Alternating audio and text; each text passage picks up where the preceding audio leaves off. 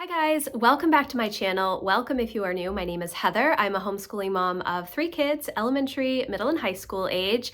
Today I'm going to be sharing with you all about planning for our long homeschool break and what that means for us. So let's get started. If you guys are not subscribed, I would love for you to hit the subscribe button and the notification bell so you're notified of all of my future videos. If you're looking for more help and encouragement around home and homeschooling and goals, I would love for you to come join us in my membership community. We have been doing a whole series on living a life of intention, and it's been a lot of fun, and it's going to lead up to our goals prep work for 2024. So I will leave a link in the description box if you want to come over and join that. So today I'm going to chat a little bit about our long homeschool break. Now, I went back to see when we started doing this, and honestly, it has been pretty much our entire homeschooling career that we have taken off at least December. And I do remember years and years and years ago reading a blog post on Simple Homeschool by Jamie C. Martin, and it was all about how she took the month of December off so that she could focus on the holidays and family and traditions and such. And I read that and thought, that's such a great idea. And my kids were really little at the time. I think it was like Emma was like maybe 4 and Jack was 2. So it was before Lucy was even born.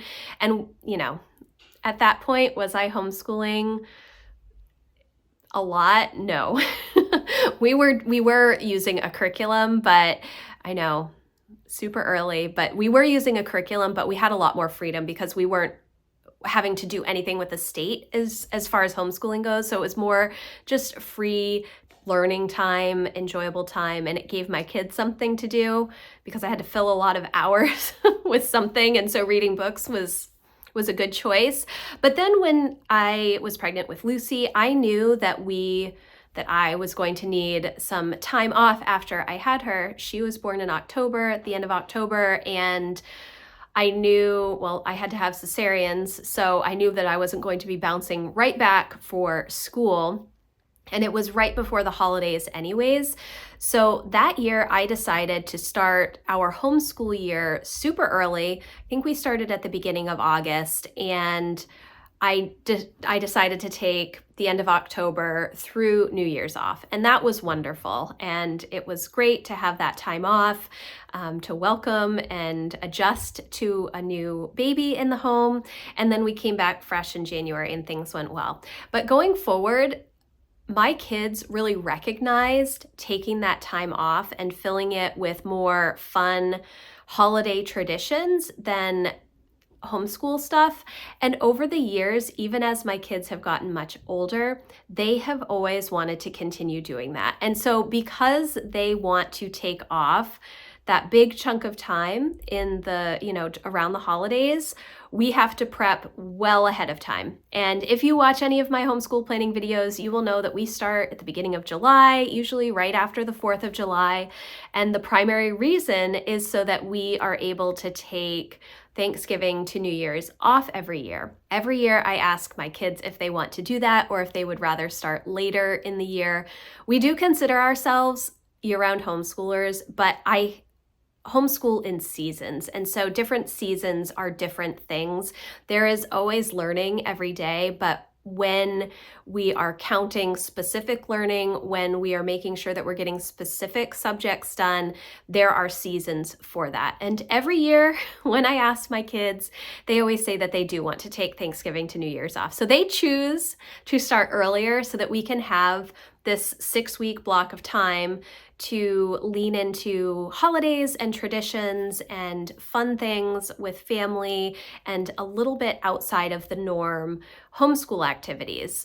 So I do start planning that well in advance. However, if you have not planned that and it is something that you're interested in, it's not too late to make that decision. And I think that's going to be my main point for this video, that if you do want to take off the month of December or from Thanksgiving to New Year's the way that we do, it is okay to make that choice now. And you still have a couple of weeks to figure out how that's going to work.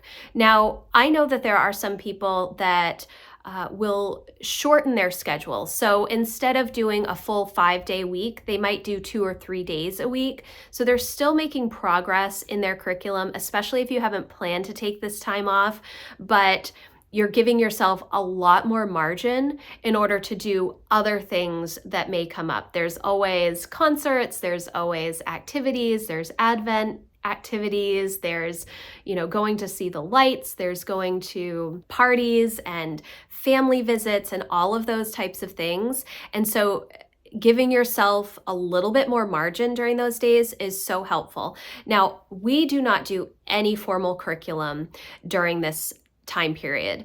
I schedule our year so that we are through week 18. We're halfway through our year when we get to Thanksgiving. So, my kids are halfway through their math. Lucy is finished with one Singapore math book. Jack and Emma are halfway through teaching textbooks.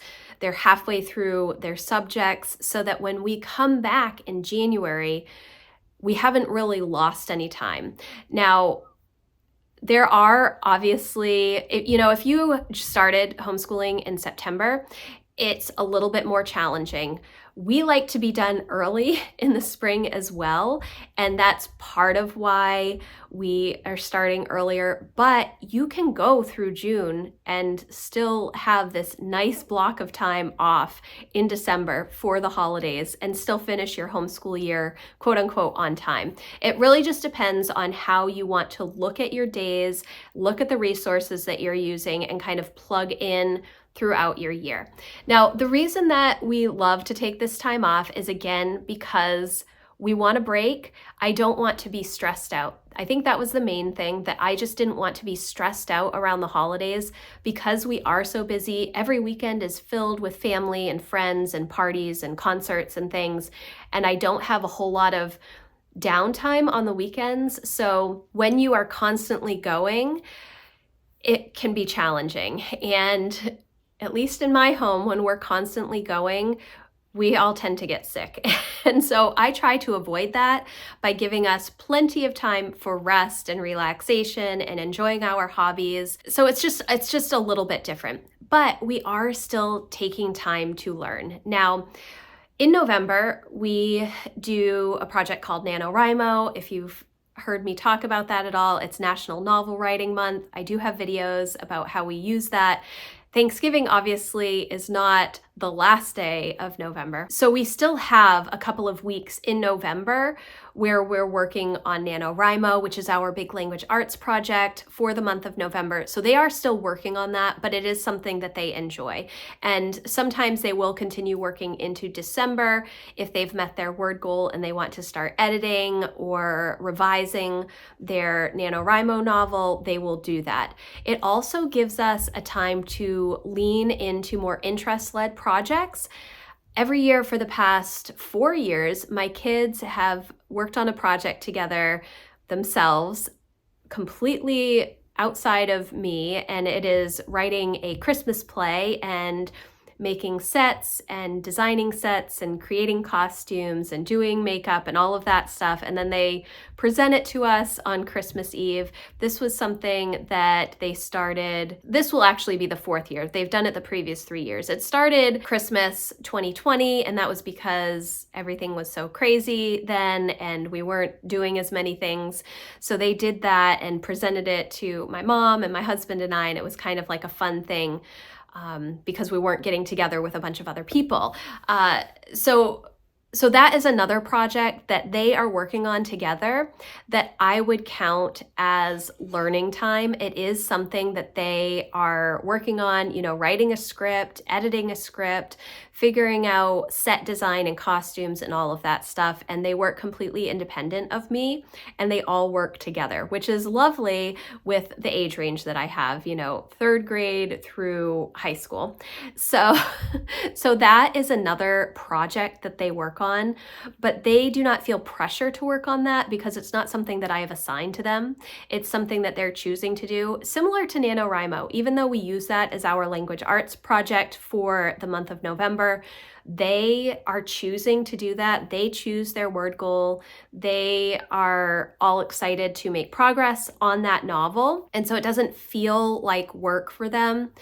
They will also lean into other passion projects during this 6-week block of time, and that is helpful. Now, what do I do during that time?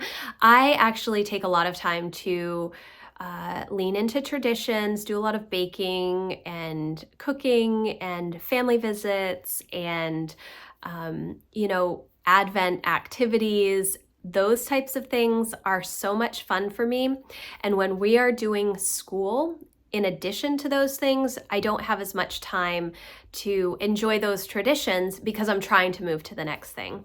And so giving us some time to step back and relax and not worry so much about making sure that the next thing is done is helpful to me. It's also helpful because the holidays are just a stressful time, trying to make sure that we have presents for everybody in our family, making sure that we hit all of the visits for family members, and all of those expectations that are expected of us, that we hit all of those things without getting stressed out about it. I don't like a lot of busyness.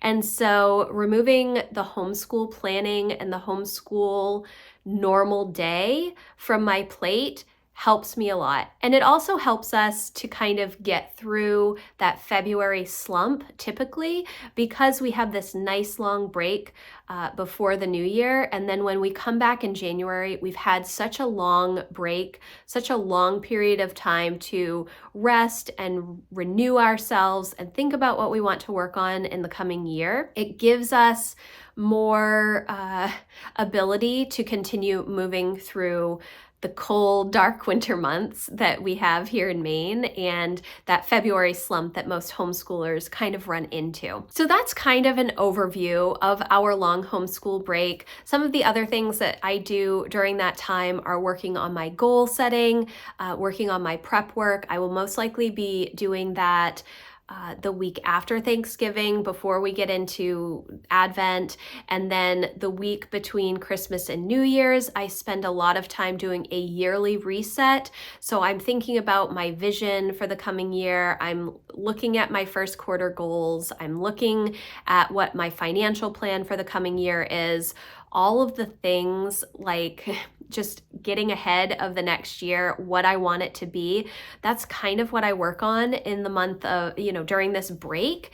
And it's really helped me to continue to make progress. And that is always my goal, to just continue making forward progress in life and in my goals and enjoying my time. And so that's kind of what this time period is for. Now, again, if you have not planned out your year the way I have, and you feel like, oh, I can't take that time off, there's no way that I can take that time off, you can. You just have to recognize that you're going to have to do those particular things at a different part in the year.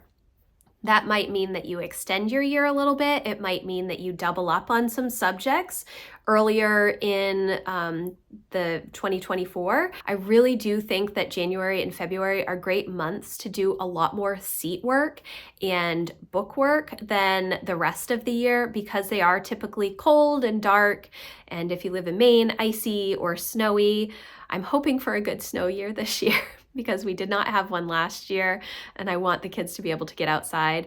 When it's just like icy, less fun for the kids to play in. But, being able to have those Hygge homeschooling days where you are reading aloud more or having more discussion time or working more on book work because you don't necessarily want to go outside. You're not sitting outside doing school on your deck, or you're not going for a hike in the woods. I mean, you might. That's also something that you can do. And if it's a nice winter day, definitely go outside. But we do tend to spend more time on book work January, February, and sometimes into March as well. So just realize that you can make up some of that work that you're missing if you take the time off in December, and it's okay to adjust things. That is the main point I want to get across. I want to make sure that you understand it is okay to change up how you have structured your year if you think that this would be a benefit for you. Now, not everybody thinks it's a benefit. There are a lot of people that will just go straight through to Christmas, take a couple of days off, and continue on. If that works for your family, that is great. But I know that for me, I really do like to lean into the traditions and the Advent and having our Advent calendars, playing more games, doing more puzzles, having more downtime and just enjoying one another's company, the hot chocolate bar, all of the fun activities around the holidays. I want to experience those without the stress of, oh, I'm not getting this done. It's hard to make that choice when you know that you have homeschool work that needs to be done, but then you see that there's a Christmas tree display that you didn't know about and you really want to take your kids, but then you have to make up that time later. So I would just encourage you to consider your time and see if it's something that might work for you. You don't have to take off Thanksgiving to New Year's. You could just take off December, or you could take off a 3-week block of time, whatever you feel comfortable with. But I want to encourage you to consider it at least, because it has become one of our favorite times of year. I love the holidays anyways, but not having the stress of homeschool on my back going through the holidays has been wonderful, and that's what I want to share with you. It's okay to let go of some of that stress and just enjoy the time. So thank you guys so much for watching. If you have any questions about taking a long homeschool break, I do have other videos, and I think I have a couple of blog posts too about how I work that in our home, probably a little more detailed as well. So I will leave those in the description box. Again, if you are interested in more help and encouragement, I would love for you to come check us out over in my membership community. And we're a great group of women over there that are very supportive of one another, and I would love for you to join that. Again, thank you so much for watching. If you like this video, please give it a thumbs up, and I will see you in the next one. Thanks, guys. Bye.